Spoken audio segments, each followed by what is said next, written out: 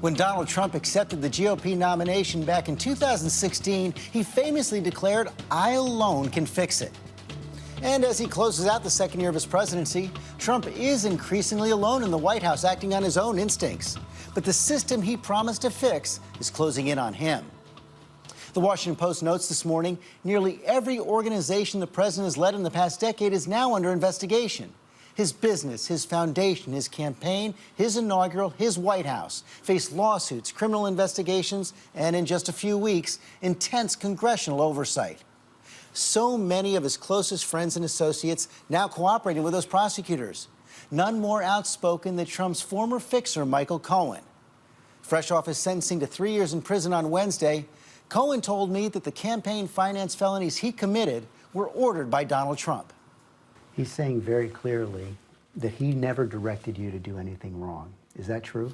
I don't think there's anybody that believes that. First of all, nothing at the Trump organization was ever done unless it was run through Mr. Trump. He directed me, as I said in my allocution, and I said as well in the plea, he directed me to make the payments. He directed me to become involved in these matters, including the one with McDougal, which was really between him and David Pecker, and then David Pecker's counsel. I just reviewed the documents. Again, in order to protect him, I gave loyalty to someone who truthfully does not deserve loyalty. He was trying to hide what you were doing, correct? Correct. And he knew it was wrong? Of course. And he was doing that to help his election? You have to remember at what point in time that this matter came about, 2 weeks or so before the election, post the Billy Bush comments. So yes, he was very concerned about how this would affect the election. To help his campaign. To help him and the campaign. And we are joined now by President Trump's current attorney, Rudy Giuliani. Mayor, thanks for joining us this morning. You just saw Michael Cohen right there. He says the president directed him to arrange the payments. The president knew it was wrong, and he was trying to help his campaign. Your response? Pathetic. The man is pathetic. That's a lawyer you were interviewing. And he says he directed me to do it. And oh, my goodness, he directed me. He's a lawyer.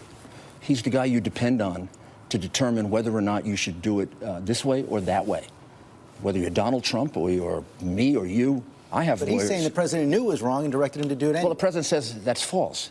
And he said it was false. Under oath, he said it was false in his tape-recorded conversation with Chris Cuomo. He said it was false on 5 other tape-recorded conversations. He said on those tape-recorded conversations that he did it on his own to start, and then he brought it to the president. And then the president reimbursed it. Clear as a bell, under oath, must have said it 10 times. Okay, now he says the opposite. You're going to tell me which is the truth? I think I know what the truth is, but unless you're God, this man, you will never know what the truth is. He lies to fit the situation he's in. The Southern District seems to be backing him up. I want to put up on the screen a sentence from the sentencing memo. They write, with respect to both payments, Cohen acted in coordination with and at the direction of individual one. That's in their own words, of course, individual one, the president. Yeah, but there'd be no way they would know that other than taking Cohen's word for it.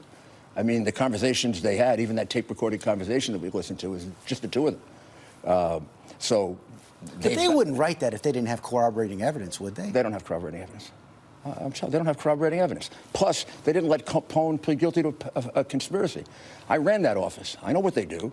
If I'm going to use a cooperator, I make him plead guilty to a conspiracy. Because then when he goes on the witness stand, I'm able to say, this is who we fill in as the co-conspirator. He pleads guilty to an individual crime that isn't even a crime. He's going to be ripped apart on the witness stand. Can you imagine what would happen on the witness stand? This is a guy who stood up in court and said, I was fiercely loyal to Donald Trump. That's why I did it. I was fiercely loyal to him. No, he wasn't. He was taping him surreptitiously, lying to him, his client. That's outrageous. Can you imagine how a jury's going to react to that? Well, that's not the only evidence they have, though. The other evidence they have, of course, they've also cut a deal with David Pecker and AMI. And from the statement of facts on that deal, they talk about an August 2015 meeting between David Pecker, Michael Cohen, and an individual from the campaign believed to be President Trump. Here's what they say. At the meeting, Pecker offered to help deal with negative stories about that presidential candidate's relationship with women by, among other things, assisting the campaign in identifying such stories so they could be purchased and their publication avoided. Pecker agreed to keep Cohen apprised of any such negative stories. So it's not just Michael Cohen, it's David Pecker, it's AMI. And that's why David Pecker got immunity. And that's why Corsi doesn't get immunity, because Corsi won't say what they want him to say. So I don't know. I don't know how true that is. So you got a serial liar who taped his own client and lied about it and deceived him, and taped about 10 reporters and lied to them and deceived them. And you got a guy who's been given complete you ran immunity. that office. You know how the Southern District is run. You know exactly how the Southern District is run. No, I don't know. I don't know how the Southern District is. I'm disgusted with the Southern District. Yeah, I'm going to tell you another thing. You see what we're talking about? It's not a crime. It's not a crime, George. Paying $130,000 to Stormy, whatever, and paying $150,000 to the other one is not a crime. The Edwards case determines that. She was paid $1.1 million to be a no-show in his campaign. As you know, Mayor, the Edward case is actually quite different. The judge in that case said that if this payment... George, it's not the judge. It's the FEC. The FEC ruled on the Edwards case before they prosecuted it. The FEC ruled it's no violation of the campaign finance law. The Justice Department went ahead and prosecuted it anyway, and they were embarrassed. And the judge said that if it was in part to help the campaign, that would be illegal. You're right that the jury did not convict John Edwards, but the evidence in this case is actually quite different. Wrong instruction. It has to be for the sole purpose. If there's another purpose, it's no longer a campaign contribution. If there's a personal purpose. Now, think about this. Suppose he tried to use his campaign funds to pay off Stormy Daniels. It would be totally illegal. If it's not a campaign expense, it can't be a campaign contribution. These are not campaign contributions. The corporate contribution from AMI would be clearly illegal. No, it would not be. It's not a contribution. It's not a contribution. If it's intended for a purpose in addition to the campaign purpose. In the case of Rio Hunter, right, the payment of $1.1 million was intended to shut her up, and it was intended to avoid embarrassment with his wife and with his children. Now, which is worse? Yeah, but what the campaign problem or the wife and the children? But what you did, that's that case. Let's talk about the president's case. Same thing. No, it's not the same thing. Yes, it is. In this case, you have contemporaneous witnesses saying it was for the campaign. You have a statement of fact saying the president Donald Trump met with David Pecker. And I can produce an enormous number of witnesses that say the president was very concerned about how this was going to affect his children, his marriage, not just this one, but similar. All those women came forward at that point in time. That tape with Billy Bush and all of that. It's all part of the same thing. And I know what he was concerned about, and I can produce 20 witnesses to tell you what he was concerned about. 2 weeks before the campaign. You're damn right. And he was concerned about all of it. Did he ever make any payments like that in the past? Nobody else asked for payment. Oh, in the past, I can't speak to. I wasn't his lawyer in the past. But at that point, these were the only two that were asking for money. And the amount of money is consistent with harassment, not truth. I have been involved in cases like this. When it's true and you have the kind of money that the president had, it's $1 million settlement. When it's not true, when it's a harassment settlement and it's not true, you give them $130,000, $150,000. They went away for so little money that it indicates their case was very, very weak. And look, Stormy Daniels now has to pay the president legal fees. I mean, this is ridiculous. And they're going around with this, and you're talking about all these other investigations. I'm telling you, George, they're going to go try to look for unpaid parking tickets and see if they can nail them for unpaid parking. Well, as you know, the Southern District said this is far more serious than an unpaid parking ticket. They said this strikes at the heart of our democratic system. Oh, right. A campaign finance violation? Give me a break.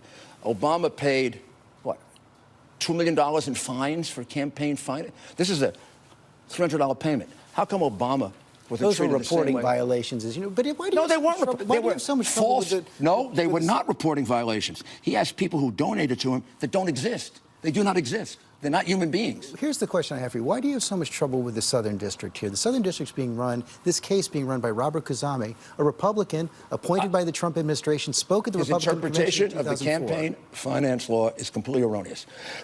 and even if you want to make some argument that there's some validity to it, you do not pursue a president of the United States for a questionable interpretation of the statute. That is completely wrong. It's harassment. This special prosecutor was there for collusion. Now, then he went to obstruction. Campaign finance. This isn't the special prosecutor. This is the Southern District of I know, but where did it come from? It was referred, and who is on top? Rosenstein's on top. He's on top of both. So these things are connected. Why were they both in court? These things, they're passing the guy back and forth. Cohen is trying to figure out, now he got to 3 years where he got slammed by the Southern District. He did. For not cooperating, which means he's lying. So they believe him on this, and he's lying about that. It doesn't work that way. Special counsel. I guarantee you this man never gets in front of a jury. Never. That's why he didn't plead guilty to conspiracy. The special counsel does believe him, and I asked Michael He Cohen. believes anybody that tells him something about the president. They told Corsi, they wrote out a statement for him, a 3-page statement implicating the president, and they said, if you recite this, you get probation, go free. This is your jail-free card. Corsi said, go to hell. Do you think Jerome Corsi's your best witness? He's the guy who questioned whether 9/11 was an inside job. He's not my witness. I don't even know Jerome Corsi. I never met him. I'm just telling what they did to him. That's a setup. They set up Flynn. Look what they did with Flynn. At the direction of Comey, who says he wouldn't have gotten away with it if it was an experienced administration, meaning he wouldn't have gotten away with unethical behavior. He tells them to don't tell him he has to have a lawyer, or he should have a lawyer. So they put Flynn through questioning, and he says something wrong, and they got a document there that contradicts it. If they were searching for the truth, they show him the document, and they'd say, General, this is refresh your recollection. Tell us the rest of it now. But they weren't. They hid it so they could jam him for perjury. And now you got the FBI saying he told the truth, and you got the... That's not what the FBI says. The FBI says that he didn't have the characteristics of somebody who was deceiving, even though they believed he was deceiving. No, just the opposite. Peter Strzok wrote in one of his texts that he didn't seem to be lying. He wasn't acting like a person. No, he didn't show the characteristics, the body language of someone who lies, even though they believed he was lying. And Comey reported at the time that they didn't believe that he was lying, way back when it was going on. He disagrees with that. And then here, so we have not lying, we have prosecution for lying, and we have no explanation. We have no explanation in the middle. But we do have a guy that was deprived of counsel. We do have a guy that was not shown a document that could have refreshed his recollection because they had it hidden under the table. So then they could come back and jam him. That's what I talk about when I say perjury trap. And that's why you have to be very careful with unethical prosecutors. Let's talk a little bit. Doing that. Let's talk a little bit more about the special counsel. I want to show what Michael Cohen said about Russia and the special counsel. The special counsel did say you were doing your best to tell the truth about everything related to their investigation, everything related to Russia. Do you think President Trump is telling the truth about that? No. Now, the special counsel's office went on to say that they found Cohen credible, provided valuable information about Russia-related matters core to its investigation, also about his contacts with persons connected to the White House in 2017 and 2018. They seem to be getting at there both collusion and obstruction. Well, isn't that prosecution by innuendo? I have no idea what they're talking about. Beyond what you just said, I have no idea what they're talking about. Let me ask you a few specific... I have no idea. I know that collusion is not a crime, right? It was over with by the time of the election. I don't know what evidence he has of that. Let me ask you a few specific questions then. If it didn't happen, I can't imagine how he has evidence. Did Donald Trump know that Michael Cohen was pursuing the Trump Tower in Moscow into the summer of 2016? According to the answer that he gave, it would have covered all the way up to November of 2016. He said he had conversations with him about it. The president didn't hide this. Earlier they had said those conversations stopped in January 2016. I mean, the date, until you actually sit down and answer the questions, and you go back and you look at the papers and you look at you're not going to know what happened. That's why lawyers, prepare for those answers. Okay, then let me ask a second question. Did the president know about Don Jr.'s Trump Tower meeting with the Russians at the time? No. That is definitely, he didn't know about it. And I think that's consistent testimony. Even Cohen. At one time, Lanny Davis went out saying that Cohen was going to be able to contradict that. And they had to withdraw that in an embarrassing faux pas. And did Roger Stone ever give the president a heads up on WikiLeaks leaks concerning Hillary Clinton and the DNC? No, he didn't. No. Not at all. I don't believe so. But again, if Roger Stone gave anybody heads up about WikiLeaks leaks, that's not a crime. It would be like giving him heads up that the Times is going to print something. Once the crime, this is why this thing is so weird, strange. The crime is conspiracy to hack. Collusion is not a crime. It doesn't exist. No, conspiracy to defraud the government, you're right. Conspiracy to hack, that is the crime. We don't know whether... Now, did Donald Trump engage in a conspiracy to hack with the Russians? They've been going at it. The counterintelligence investigation came to the conclusion, no evidence. They're grasping for straws now. Well, they're also looking at obstruction. Did anyone connected to the president ever suggest in any way to Michael Cohen that he would get a pardon if he stayed on the team? I had this specific conversation with his lawyers. And that liar can say what he wants. I told his lawyers there'd be no discussion of a pardon. That doesn't mean the president doesn't have the power. Nobody's giving away any power, but do not consider it in your thinking now. It has nothing to do with what you should decide about yourself. I think that's one of the reasons why he double-crossed. CNN and the New York Times are reporting this week that you're still in discussions with Robert Mueller about whether about an interview with the president. Are those discussions still going on? I'm actually not allowed to say that. But the agreement we had did contemplate that there'd be a period of time after the questions that we would have a discussion about whether there should be any further questions.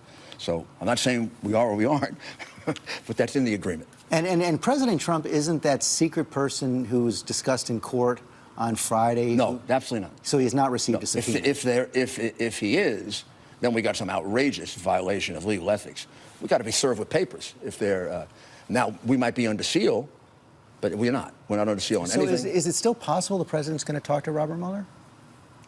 All I can tell you is the agreement contemplates our having discussions if there are any further follow-ups or questions, and there's been no change in that agreement. And when it's concluded, we'll tell you.